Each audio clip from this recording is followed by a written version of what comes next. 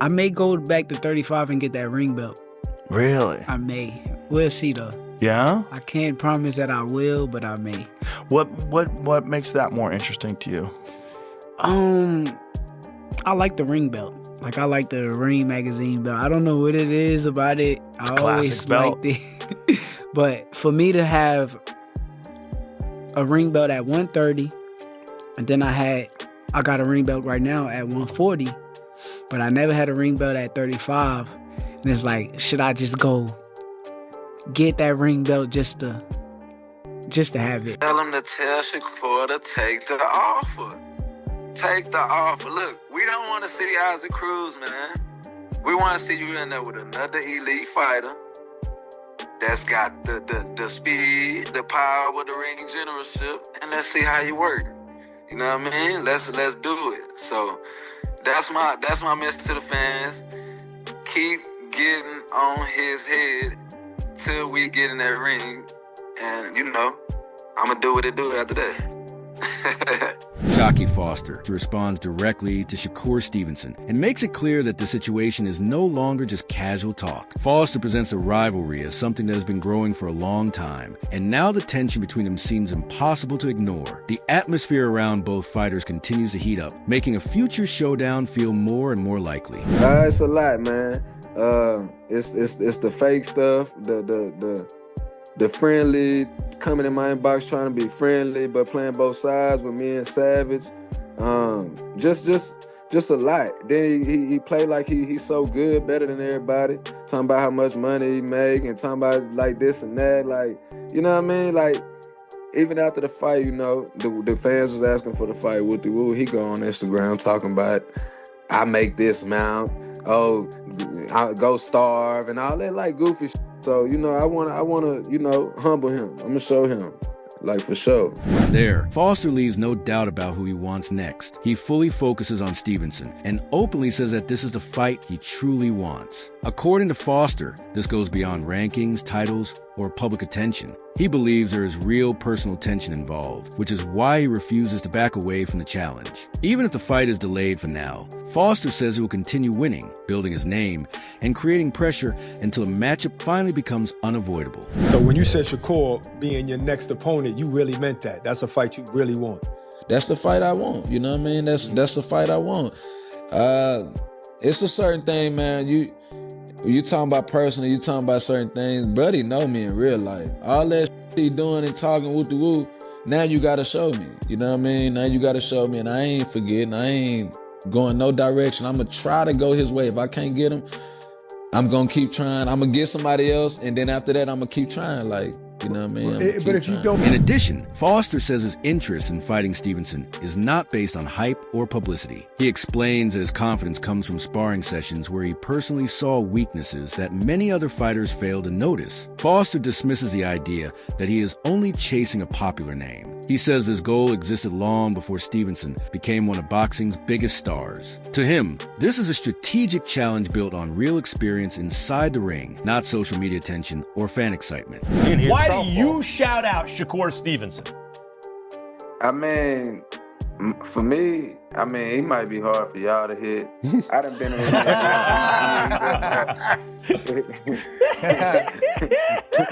Not hard for you to hit? I done been in the ring with him several times. He ain't never been hard for me to hit. Okay.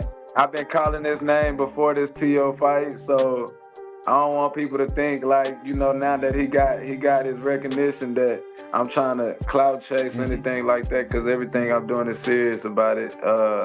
It's been before this though. Before he fought TO, So the answer is you have been in the ring and sparred with him, and based on your experience there, you're like, I want to fight this dude.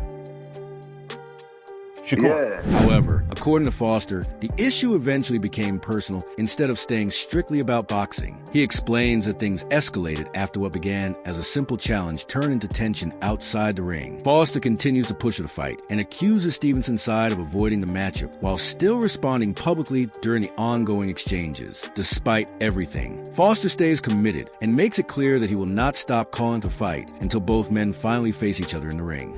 Man, I kept it boxing at first. I just, I seen him and his son, you know, talking, him and Lil Ray. So I was like, forget it. I want to fight, you know, the Pops. But instead of keeping it boxing, he started talking about personal business and all that. So that's where it went to, and it's just like, all right, we got to make it happen. I ain't gonna shut up. I ain't gonna stop coming after him until we get in the ring. So, you know, y'all gotta ask him. He been dodging, saying how he'll rather fight me outside the ring. So he know what'll happen inside the ring. So this is where the biggest controversy starts to develop. Foster claims he performed very well during sparring sessions with Stevenson and says there were moments when the momentum strongly shifted in his favor. He uses those experiences to challenge the public image surrounding Stevenson, suggesting that what happened privately in the gym was completely different from the story fans are hearing publicly. Ran out the gym is crazy, Shaq. I ain't gonna lie. Ran out the gym. He ran out the ring. He didn't want no more. I guess it got too high. The pressure got on. I was putting it on him that day.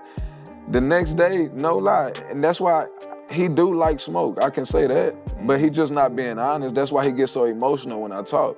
He not being honest. The next day, they were supposed to fly out. He called me like, hey, can we get another session in? Mm-hmm. You know, he want his lick back. Like, he trying to get it back. And like, even when his people come in, they laughing, joking about it. They like, man, you put it on. He couldn't sleep, you know what I mean? That is also where opinions begin to divide. Stevenson strongly rejects Foster's version of the sparring sessions and accuses him of twisting the facts. Stevenson says there is a major difference between promoting a fight and spreading stories that he believes are inaccurate. Because of that, the rivalry becomes more emotional and personal, adding another layer to an already intense potential matchup. When it comes down to that, the way that he went on that internet and like lied, I really feel some type of way about it because I don't respect that lie. I feel like he didn't have no integrity when he get on these interviews and he's talking and saying as though like he ran me out the gym and he beat me up in sparring.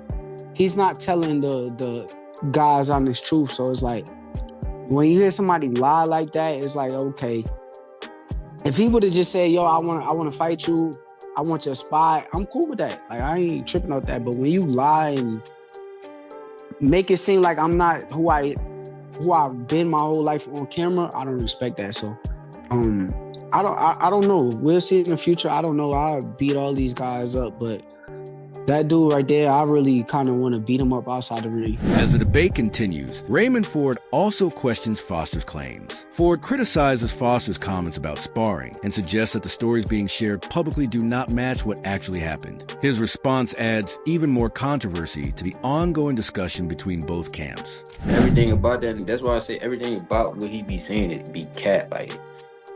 And now I know for a fact he be lying about, like, with the sparring with Shakur, because you just a lying nigga. You just lying about shit. Like, now you calling for me. You never was calling for me, bro. Outside of the controversy, many people believe the matchup itself is extremely interesting from a boxing standpoint. Sean Porter says Foster's ability to compete effectively at both 130 and 135 pounds gives him an important advantage against Stevenson. Porter explains that most fighters stay locked into one division or one style, while Foster has shown flexibility and adaptability. That versatility can make him a difficult and unpredictable opponent for anyone. So now Shaq is in line to actually fight Shakur Stevenson, even though he isn't technically a 135-pound fighter. Now so he can fight at 130 and fight at 135. He's got options.